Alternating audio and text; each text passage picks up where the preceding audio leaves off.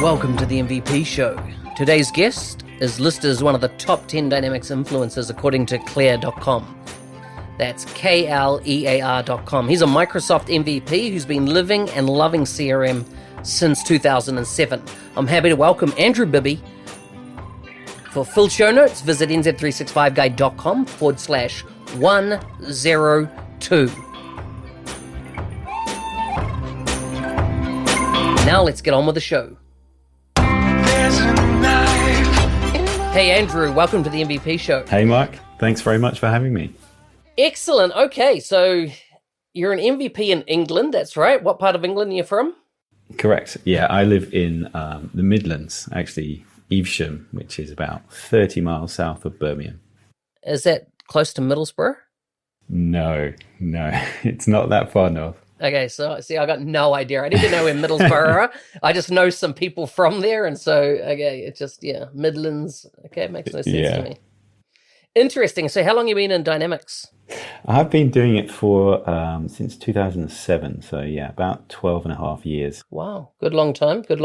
Yeah, I've been through a lot of changes. Yeah. So what makes you stay in the part of the world you live in? Why haven't you come to London, the big smoke?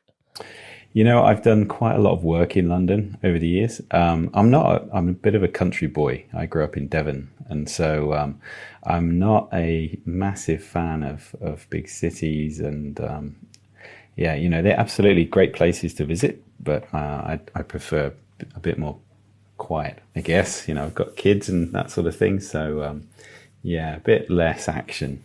So you don't have heritage with the Poldarks or anything like that coming from Devon? No. I think that's Cornwall. It's pretty closer, right? Devon's next door, isn't it? It is next door. I think I got my geography right there. No, actually, my parents used to live near London for quite a while, and then they moved when I was very small. They moved to Plymouth, which is also where Lucy Muscat is from. So, and then I moved up to kind of the middle of Devon, which is very countrified, lots of farming and things like that. But it's a lovely place to live. And so tell us about your family. I've got 2 kids. I'm married. I've got 2 kids, my wife Leanne. I've got a daughter who's 13 going on 30. And that's Lauren, and my son Matthew, who's 11, who's very chilled out. Very kind of laid back, almost too laid back. But it's great having kids. So good. Is there any famous things to eat or places to go then in your part of the world? Well, you must have a Devon cream tea, which is scone with clotted cream and jam. I always get the order wrong, but that's a kind of rivalry between Devon and Cornwall. Pasties as well. Pasties are great, but that's a Cornish thing, but they're good from Devon too. I just find there's too much pastry in a pasty. You know, like not enough meat, too much pastry. That's just part of the experience. I definitely tried them when I was down there. Yeah, it's a nice part of the world. Yeah. So how did you kind of, fall into Dynamics? Did you go and study at university? Did you take a career in this space, or what was the story? No, I actually started out from university. I did a degree in computing and intelligent systems, so a bit about artificial intelligence. But this was like 20 odd years ago, so it's fairly immature. But and started out at the beginning of my career as a developer. Just really, actually, I've always been interested in computers and developer jobs were around, so I took a job as a developer for a few years, and that kind of progressed into web development and a normal sort of career progression through developer, senior developer, kind of analyst programmer, as they used to call them, and then into solution architecture. And then I finished working at a particular company in financial services, and I started a project basically doing web development that was on Dynamics, actually CRM 3.0 as it was back then. And that was extending CRM, adding custom functionality, which was basically web development. So that's how I kind of got into it. And then I worked on that project for about 18 months. I really liked Dynamics as a platform, and I could really see the benefits of it. And lots of things that I would be doing on every single project I'd worked on previously. So things like, building forms and laying out controls and a security model, custom building all that stuff every time. And it just made so much sense to me, actually, that there was this framework here in CRM that did all this stuff and also had some extra functionality around sales and marketing and service, such as it was. And I just really like the platform. I like the experience of working with it. And then towards the end of that project, CRM4 was coming out, and Microsoft, I knew, were investing heavily in Dynamics as a platform and really starting to ramp up that investment. And there were, people moving to the cloud and that sort of thing. So it was quite a long time ago, but there was the early days of that. And it just looked like a really interesting niche to get into. So I took a kind of conscious decision, actually, at the end of that project to stay with Dynamics and look for something else in Dynamics, and move to a partner, an implementation partner. A few partners kind of on different projects, all doing Dynamics, and went from there, really. What's your, just mentioning partners there, what's your perception of the partner ecosystem, particularly in the UK? Who do you see that are kind of, I don't know if the word's innovating, but if you're like, who's looking after their staff really well that you see, and who's really, adding a heck of a lot of value to their customers? Yeah, well, that's a good question. I think this has changed over the last few years. I think that Power Objects arrived in the UK with quite a lot of, they were quite disruptive to that existing partner ecosystem. And obviously they had a lot of good reputation from the States, and that, I think, lots of the sort of more established, bigger players like IBM and Hitachi and Capgemini and those sorts of guys kind of took notice of that and actually thought, maybe this is something we need to spend a bit more time on and actually invest in as well. So not just expanding their footprint in the industries that they apply to, but also maybe being a bit more community focused. So I can see in the last couple of years, Hitachi has spent a lot of time being more community focused and attending events and speaking and looking after their people and sending them out to events. And that's something that Power Objects did. Before that, they sort of blazed that trail. But then Power Objects seem to be on the wane a little bit in the last year or so. And maybe places like Hitachi and other partners are picking that up.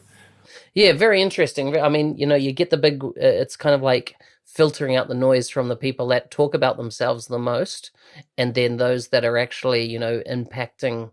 Yeah. It was interesting. I was just yesterday with a bunch of partners, I don't know, about 30 of them. And, so many of them I'd never even heard of before. And interesting enough, in the chats I had with their different staff members and stuff, is that very insular. They don't engage in the community. They don't, and therefore they've kind of got, I call a myopic view, I suppose. That they don't actually know what's going on. So therefore, I feel that their consulting advice is limited to only their internal knowledge, where in the Dynamics landscape, that's not enough, right? It's changing so quickly, Definitely. I mean, yeah, absolutely. The platform's changing so much and so quickly. But also, I think there's probably a lot of people from partners that are consumers of the information that's out there, but they're either they're not allowed the time, or they don't give themselves the time to contribute through various ways, events and blogging and things like that. But I've always felt that community is it's a stealth engagement. For customers, if customers have heard about a partner because they've been doing work in the community, that I think goes a long way when they're trying to select a partner. There's a pre-established trust. If you've been reading blog articles or seeing somebody speak at events, you're going to trust that person from somebody you've never heard about. So there's just huge benefits to working in the community, and that's actually one of the things that I love most about Dynamics is that it does have this amazing community of really, really nice people, really bright people, super intelligent people that are also very giving and very generous with their time. Tell me a bit about your pivot in more recent times. Is that, and I was quite surprised just here now to hear that you were, so much into the developer side of things. Are you more now really an architect than a developer, or? I think, this is quite common for developers as well, is that as they progress through their career, they do less and less development, more sort of designing and solution architecture, things like that. Actually, I've gone even further than that, and I don't really write a lot of code these days. I have a good understanding of how things work behind the scenes from my background, technically. But no, I primarily work with customers now, and I work much more with business people rather than developer teams or technical people. Can still speak that language, but I do fit into this kind of translator role sometimes of talking to the business about what they need, and then either talking to an implementation partner about how that should manifest in Dynamics or other systems, and also talking to internal IT teams about the things that they need to do, the things they need to be aware of. So there is an element of solution architecture, an element of development, but that's not the roles that I do anymore. I do much more sort of customer focused, business focused stuff. I noticed that you've got or skilled up in ProSci, which is change management methodology, pretty much a standard in the industry. Tell us a bit about how that's impacted the way you work or engage on projects and with customers. Yeah, this is a bit of I'm trying to remember the analogy, but this is a bit of me finding Jesus, if you like, Come to Jesus moment. Yeah. When I started getting more involved in change management, and that was actually through meeting some customer success managers from Microsoft. I've been working with a couple of those guys for a couple of years, and started to look at the work that they did in terms of helping projects and customers be more successful. And it's really so much not about the implementation anymore. That's quite a well understood process, particularly for partners. You get a partner in, they do some design, development, testing, and that's your the life cycle of your project, and then you go live. But actually, it's so much more about the work that you do before you start that implementation process, and during that process, and also after you go live, and there's the embedding period. So what do you mean by doing the work before the project? Are you talking about work on making sure you've got the technology aligned, or are you talking much more about working with the people that the technology has been implemented for? Yeah, I think it's a bit of both, but it's primarily, there's always an element of being technically ready for receiving some new technology, or maybe using technology in a different way. So having the skills to be able to do that internally, but also it's primarily about involving the people that are going to be affected by this new system, by this change that's coming in, and also getting stakeholders really on board and addressing areas where you might have weaknesses in either in leadership or in stakeholder involvement, so that there's this continual emphasis on what the project is trying to deliver, and the people that are impacted by it are aware of it, and they're also on board. They're excited for the change, and they know what's coming, and they know how to use it, and they're keen to use it. And people are always going to be at different levels on that sort of desire scale, but the more that you can do in preparation for the change that you're going to implement, the better these things land when they do actually land. Because people are more, it's not just another system that they're being given by IT and it's landed on them and they just have to get on and use it. They're actually invested in some way in the new system, and actually hopefully excited to use it because it's going to make their lives easier. I hear from a lot of partners that they say that, change management, we'll train the trainer at the end, that there's the change management, or what else is a common one? Oh, we can't afford it. The customer won't buy change management. We can't sell it to them. What's your thoughts, opinions on those type of comments? I think there's a real lack of understanding about what change management is. And it's been, when I've talked to people about this, it's been there's an analogy being drawn to project management maybe 20 years ago, 15 years ago, where people didn't really understand project management very well. But actually that's very well understood and embedded in organizations now, particularly in the UK. And change management is probably on that journey, in that there's some kind of appreciation of what you need to do, but it's actually really immature at a lot of organizations. And in 10 or 15 years' time, that will be much better understood. There'll be much more embedding of methodologies like ProSci in terms of actually getting ready for a project. But to your question, I think there is a really embedded opinion that actually business readiness and change management is just a bit of training and some communications. When it's actually, I actually did a talk in Amsterdam a couple of months ago, and I started out, change management is just a bit of training and some comms, right? It's just sending some emails and training the people, and then you walk away. But everywhere I've been where they've taken that approach, they've not successfully embedded their project. It's not worked. I've gone back 6 months or a year later, and there's lots of people not using the system because they didn't really understand the benefits of it.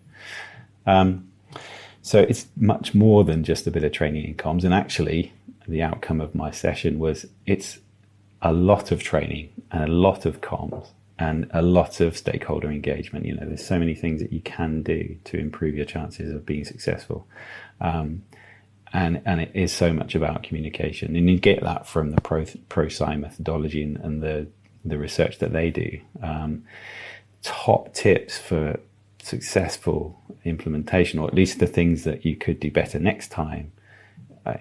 5 or 6 of those that ProSci give you are about communications, and then being appropriate and timely and from the right people and with the right tone, and using multiple methods of communication rather than just sending an email and hoping people read it. So important, of course. It's a subject that we could talk about for a heck of a lot longer. But just a couple of things, in looking at your profile, you're listed as one of the top 10 Dynamics influencers. Tell us a bit about, it says here, you're one of the top 10 influencers according to Claire, CKLEAR.com. Now, I've never even heard of this site before. So are you familiar with it? I'm not, no. No. So I'm surprised for you to tell me that. Yeah. Well, I used to know of a thing called Clout, but yes, that's what I thought you were going to talk about. Yeah. Well, it went away, right? It was shut down. So, so I thought that's quite interesting, and obviously a tribute to a lot of the work you've done in the community. What are the top things that you do currently? Is it user groups? What's your kind of focus from a community's perspective? Community-wise, I'm very involved with Dynamics 365 user group in the UK, so that's D365UG. As you know already, we meet through those events, but I'm involved on the committee for the overall sort of planning committee for the UK, but also in planning for the London meetings that we do every few months, and also I help to run the Birmingham user group as well, which is really coming on really well. So I help to organise that. So yeah, I'm quite focused on user group interaction, and there's actually a bit of a community around D365UG as well. So there's forums and things like that, which I'm involved with too. I would like to do more events. I enjoy speaking, so I quite often speak at those events, and that's something I've really tried hard to work on in the last few years. So doing things like D365 Saturdays is something I'm quite interested in doing, and other events, worldwide, is where I want to focus on in the next year. And so what type of steps are you taking to do more of that type of thing? I think partly it's knowledge about who the events that are happening, and getting in touch with the people that are running those events. So that's something that I'm doing. And you can there's always a call for speakers these days, and you can always put yourself forward for those. So I'm looking forward to doing some events. It's more difficult for me to travel internationally because I generally have to pay for myself, but yeah, there's something coming up in Denmark later in the year, and there's an event in Scotland, and so these sort of European events are things that I want to start doing. Nice, nice. So you just mentioned they're paying for yourself. So you're an independent contractor, is that right? Yeah, that's correct. Yeah, so I've worked as an independent for a long time. Trying to think, I've had my company for 20 years. So I've been doing that on and off, and for the last kind of 15 years, I've been independent. Yeah, which is great. Something that I've found really good about Dynamics is that there's so much work. There's so many projects going on all the time. So there's always been a shortage in people that understand Dynamics and have the experience in it for the last kind of 10 years at least. So fingers crossed that will continue in that. Not the shortage will continue. I don't want to be negative about it, but there'll be lots of interest in projects and people starting up new projects. So I've not been out of work in all that time. Wow, 20 years. Yeah. What, yeah. Did you start when you were 10? I mean, No. You look pretty young. No, I'm 44. So No I've way. been around for a while. Yeah. Mate, I wouldn't have put you past 32. You're too kind. No, it's true. It's true. So tell me, how long you been an MVP now? Only about a year and a half. So my first renewal is coming up. Fingers crossed, I guess, about how that will go. But yeah. As an independent, did it change anything for you? Did and when I talk about change, I'm talking about, did it affect you from getting work or increasing your perceived value in the market, anything like that? Yeah, I think it has. I can't really deny that. I do cringe a bit, actually. A customer I'm working with at the moment, they have taken to introducing me as the MVP. And, and apart from anything, nobody understands what that is outside of Microsoft world. But also, that's actually not what I want to be. I don't want to be the MVP in the room. I want to be the person that's adding value for the knowledge and experience that I've got, whether I was an MVP or not. So, but I do think it has increased that maybe presence, along with the other things that I do around events and things like that, particularly in my area. Hopefully that is having an effect on, whether people have come across me before. Yeah. Any other benefits you see becoming from being an MVP? Yeah, I love it. I was thinking about this actually in sort of preparation for this recording, but one of the big things for me is actually the meeting people that I have followed for years and years, who I have a huge amount of respect for, and realizing that they're really nice people and also are really super intelligent, highly motivated people too. And that's been amazing. So meeting them at the MVP Summit in Seattle that I've been to twice. So that's really, really cool. And also just getting to talk to people day to day. So we communicate quite a lot within our MVP community, and that's been really good. And getting to know people in the product team as well. And actually I'm working with a few people kind of day to day on some issues that customers have got, and just having access to that channel, and also for them to be so receptive. I've been really surprised at how receptive they are to issues, and for them to spend their time when they're obviously busy people looking at issues that I'm raising or other people within our community are raising, just to really help customers along. I've been really surprised and very grateful for that channel. That's so good. That's so good to to hear that feedback on it and the value that you get. So it is worthwhile. So I just want to kind of wrap up with a few quick fire questions with you. The time has gone pretty quickly, but first of all, what MVP do you respect the most in the community? And but there might be one or two, but kind of like, you talked about meeting these people coming into the community, but, let's call out some names around some people that kind of had a lot of influence on your past career. Yeah, I think that's tricky. There are so many good people, and some of the people are, for different reasons. I respect them. So people like Scott Durow is somebody who's in the UK who's like, world famous MVP in Dynamics. Also a super nice guy, very high productivity and very intelligent. And he's been somebody that I've followed for years and years before becoming an MVP. But actually, I used to work with him as well, and he's super nice to work with. Even going actually back before Dynamics, I worked with him before either of us did Dynamics for a short time. So that was kind of strange to kind of meet him again 5 years later, and we're both doing Dynamics. But yeah, he's a really, really nice guy.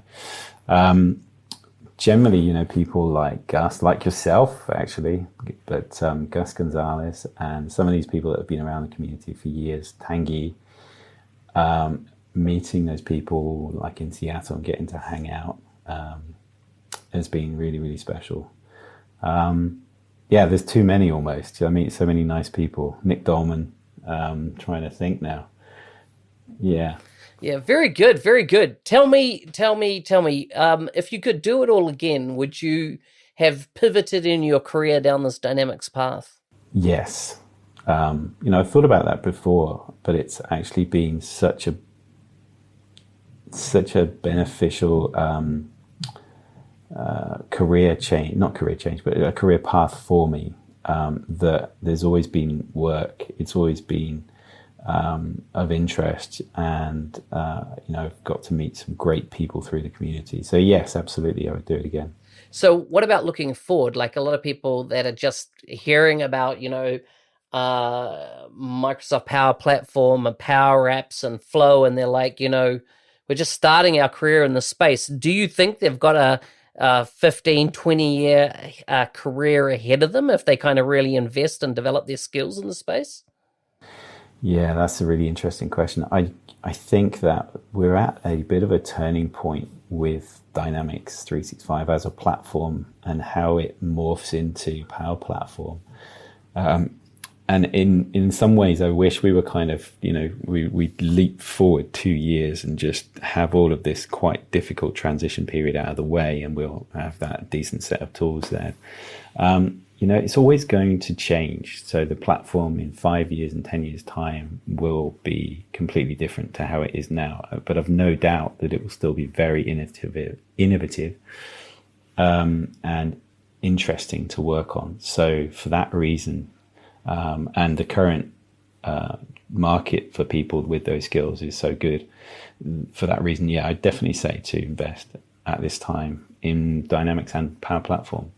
Andrew, it's been a pleasure to have you on the show. If people want to follow you or, any content you're creating, or if you're on social media, how can they find you online? Yeah, thanks. It's been a pleasure too.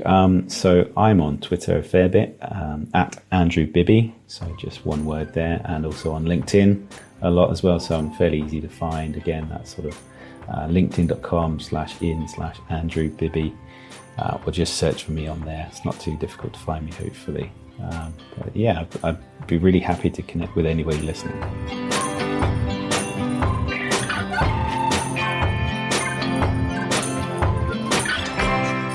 Hey, thanks for listening. Time flies so fast. We're now on episode 102. I look forward to another year creating content for the community. Let me know in the comments if there's anything you'd like me to cover or discuss in future episodes. I'd love to hear from you. Full show notes can be found by visiting nz365guide.com/102. See you next time.